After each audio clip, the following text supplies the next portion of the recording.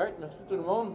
Je pensais que j'aurais accès à faire un mode présenteur, mais il paraît que non. Donc, je vais être obligé de checker mes notes sur mon téléphone.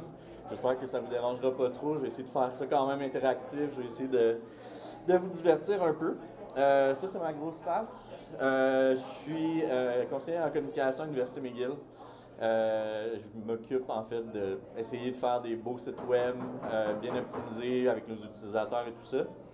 Euh, Puis moi dans la vie, ça fait à peu près 10 ans que je travaille en éducation supérieure. Donc, j'ai commencé à HEC Montréal, puis ça va faire 6 ans que je travaille à l'Université McGill. Par applaudissement dans la salle, on va essayer de faire un peu de crowd work, même si c'est bruyant aujourd'hui dans cette salle-là. Qui ici a déjà utilisé l'intelligence artificielle pour traduire du contenu? C'est bien parce qu'il n'y a personne qui m'a écouté, donc ça part. C'est parfait. Inquiétez-vous pas avec ça. Donc, en fait, selon les derniers sondages, là, il y aurait à peu près, normalement, là, dans la salle, 50% des gens qui auraient utilisé l'intelligence artificielle pour traduire du contenu, mais dans les prochaines années, on s'attend que ce soit à peu près tout le monde, en fait, qui traduit du contenu. Puis, dans les prochaines années, évidemment, là, ça va évoluer encore et de plus en plus. Puis dans cette slide-là, moi, ce que je trouve intéressant aussi, c'est que non seulement la traduction de contenu, c'est une portion de ce qu'on fait pour utiliser l'intelligence artificielle, mais de nos jours, là, c'est vraiment dans toutes les sphères, dans tout ce qu'on fait. Donc, inquiétez-vous pas avec ça. Si vous n'êtes pas encore rendu là dans vos entreprises, dans vos processus d'affaires, je vais vous expliquer un peu là, comment bien le faire. Parce que pour bien le faire, le préliminaire, il faut savoir comment le faire. Excusez, j'avais écouté beaucoup de Pérus ces temps-ci, puis des fois ça ressort comme ça.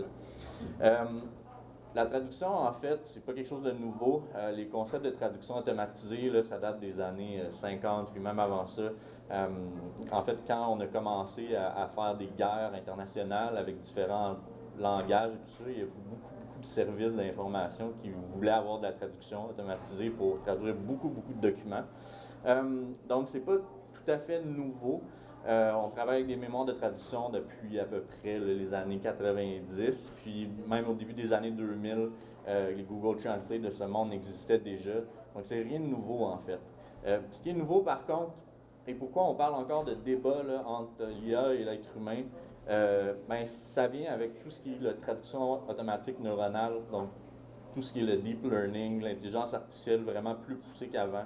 Évidemment, tout le monde sait que NVIDIA est en train de conquérir la Terre. En ce moment, ce qui arrive, c'est qu'on est capable de prendre des gros textes et de former des représentations, ce qu'on n'était pas capable de faire avant. On était capable de seulement traduire des petits bouts de phrases, des petits bouts de mots. Ce qui est intéressant parce qu'on arrive à comprendre le sens d'un texte, mais on n'est pas nécessairement capable de vraiment traduire du gros contenu de façon avec une bonne qualité dans le fond. Donc maintenant, on est capable de plus en plus de prédire une longue séquence de mots, puis d'entraîner aussi les machines avec notre propre contenu, ce qu'avant on n'était pas nécessairement capable de faire, ou du moins c'était moins disponible pour le commun des mortels. Donc en fait, ce qui arrive, là, c'est que d'ici l'année prochaine, il y a à peu près là, 25% du travail d'un traducteur qui va être maintenant de juste réviser des textes qui ont été créés par des intelligences artificielles. Ça va être assez nouveau, là. Je ne sais pas si dans vos entreprises, vous avez des équipes de traduction. Nous, on a des équipes de traduction à McGill dans différents départements, dont une centrale, puis ils commencent à intégrer ça, mais dans plusieurs entreprises privées, ça fait déjà des années que c'est intégré. Évidemment, là, ça cause des remous, puis aussi des gros questionnements par rapport à leur travail, puis qu'est-ce qui s'en vient pour eux. Donc, en fait, moi, qu'est-ce qui m'intéresse là-dedans, évidemment, à McGill, on a beaucoup de contenu anglophone, mais aussi beaucoup de contenu qu'on doit traduire pour les différentes lois, puis aussi pour aller chercher des étudiants internationaux, etc. Autant de l'anglais au français que de l'anglais à différentes langues. Puis, ce qui est intéressant, en fait, c'est que là, en ce moment, la traduction, c'est pas parfait dans toutes les langues. En fait, ce qui arrive, là, puis vous êtes probablement au courant, c'est que le langage dans une culture, c'est tellement différent. Si par exemple on arrive au Québec et qu'on est français de France, il y a beaucoup de choses qu'on ne comprend pas nécessairement. Puis même quand on s'en va ailleurs au Canada, je vois Nathalie, il y a probablement des grosses différences de langage entre ce que nous, on utilise au Québec puis au Manitoba. Donc, souvent, les outils de traduction ont été entraînés sur des modèles qui ne sont pas nécessairement québécois, qui sont un français un peu international, donc pour créer du contenu qui est intéressant pour un auditoire, par exemple, si je vais aller recruter des étudiants en Beauce, il y a probablement des différences linguistiques par rapport à aller recruter des étudiants à Paris. Donc, j'espérais que Maya soit dans la salle pour qu'elle puisse nous traduire cette chanson TikTok. Donc, ce que j'ai fait, en fait, c'est que j'ai repris la même chanson en allemand, qui est une chanson qui, moi, me fait beaucoup rire, mais qui est très accrochante. Puis, malheureusement, elle n'est pas là, mais il y a quelque chose qui m'avait marqué, en fait, c'est que on parle, en fait, de rhubarb pie, mais ensuite, on parle de tarte à la rhubarbe et de gâteau à la rhubarbe. Puis on dirait que l'intelligence artificielle n'est pas capable de s'entendre si une tarte, c'est un gâteau et un gâteau, c'est une tarte. En fait, ce que j'ai fait, c'est que j'ai généré 2 images avec ces textes-là. Puis pour moi, il y a une grande différence. On pourra en débattre plus tard au 5 à 7 de est-ce qu'une tarte est un gâteau. Dans mon sens à moi, il y aurait une grosse différence ici entre les deux. En fait, ce qui arrive, c'est que dans les langages, il y a des grosses différences aussi. Quand on parle d'un tournevis étoile, il y a beaucoup de gens au Québec qui savent de quoi je parle, mais qu'ailleurs, dans la francophonie, ils ne savent pas nécessairement de quoi il est question. Et surtout, si je dis un tournevis Philips, un gars de la construction, il ne va pas nécessairement comprendre. Mais un tournevis étoile à gros bout, il va comprendre tout de suite de quoi je parle. Mais l'intelligence artificielle, comme vous pouvez voir, pas nécessairement capable encore de comprendre le sens de ça. Du moins, pas le tournevis le plus utile, je pense, dans un coffre à outils. Il y a aussi des différences au niveau de la langue quand on parle de genre des mots. Un account manager puis une directrice de compte, pas du tout la même chose en termes de représentation ici visuelle. Mais surtout, ce qui est intéressant, c'est qu'il y a beaucoup de modèles qui, déjà à ce jour, sont complètement biaisés sur le langage et le genre des mots, qui ne prendront pas nécessairement le féminin et le masculin, ils ne comprendront pas les différences linguistiques, en fait, entre les genres. Puis ça, nous, à McGill, ça nous arrive beaucoup, parce que, évidemment, on est des employés qui ont différents niveaux de langage, niveaux de compréhension du français, qui arrivent d'un peu partout dans le monde, des étudiants, la même chose. Donc, si eux commencent à traduire du contenu avec l'intelligence artificielle, ben, ça se peut que ma directrice de compte ait plus de barbe qu'on voudrait. En fait, ce qui arrive, c'est qu'on est vraiment au début de la traduction, dans le fond, neuronale. Je pense que dans la salle, vous êtes plutôt des gens qui sont des early adopters, en tout cas, vous semblez un peu plus peut-être connaissants de la chose. Il y a eu plein de conférences aujourd'hui par rapport à l'intelligence artificielle, donc je pense pas que c'est quelque chose de nouveau, ou du moins vous êtes intéressés par ça. Mais dans les prochaines années, il y a de plus en plus de gens, ma mère, puis là avec les iPhones, qui vont commencer à l'utiliser. Donc, on devrait justement voir comment ça va évoluer. Pour l'instant, vraiment au début.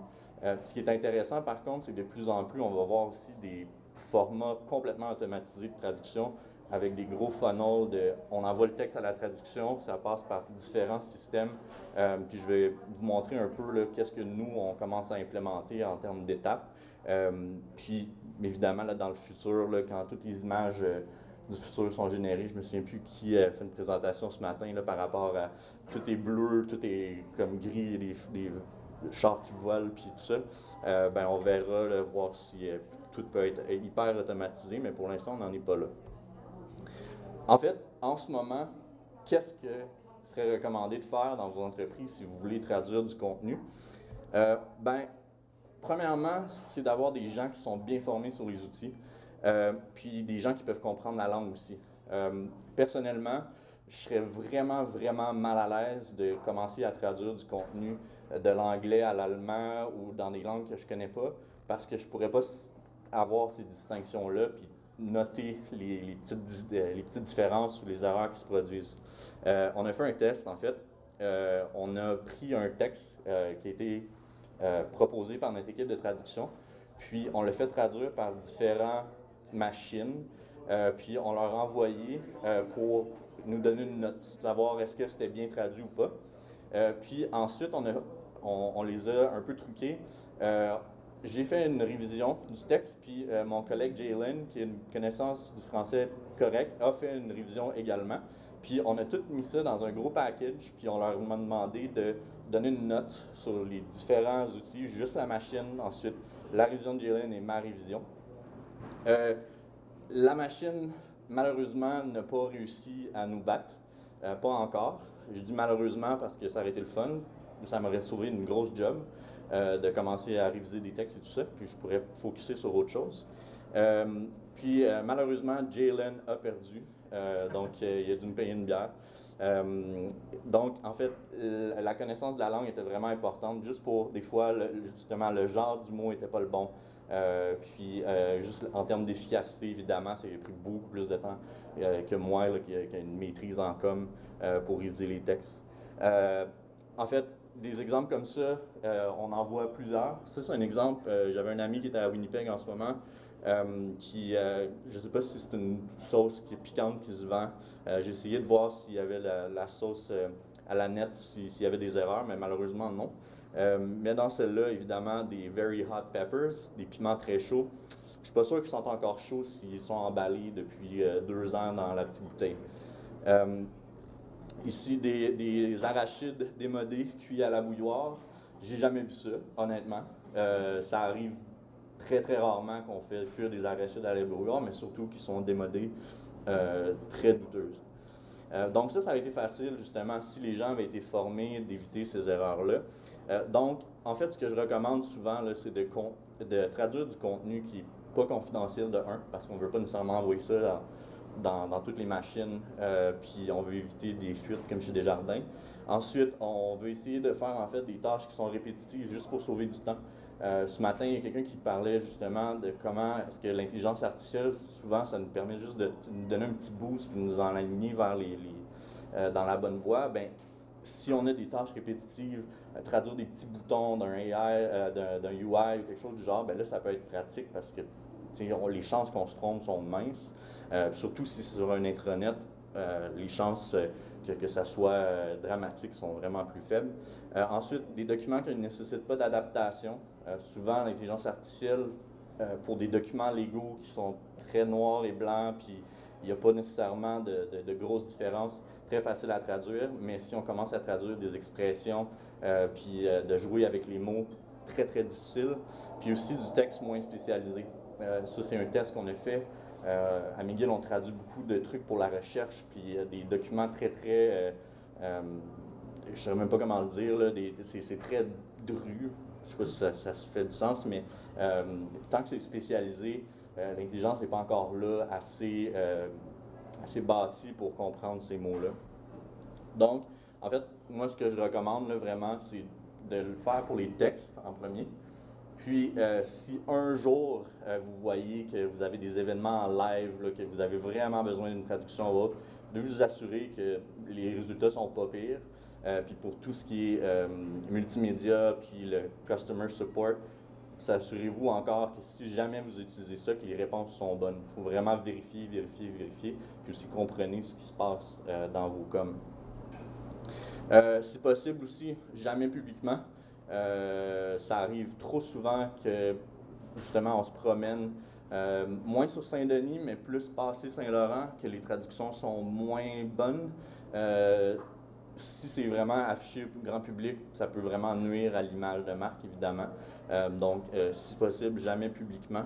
Le quand, c'est probablement la chose qui me gosse le plus parce que, normalement, des communications qui sont bien planifiées, on aurait le temps de tout traduire.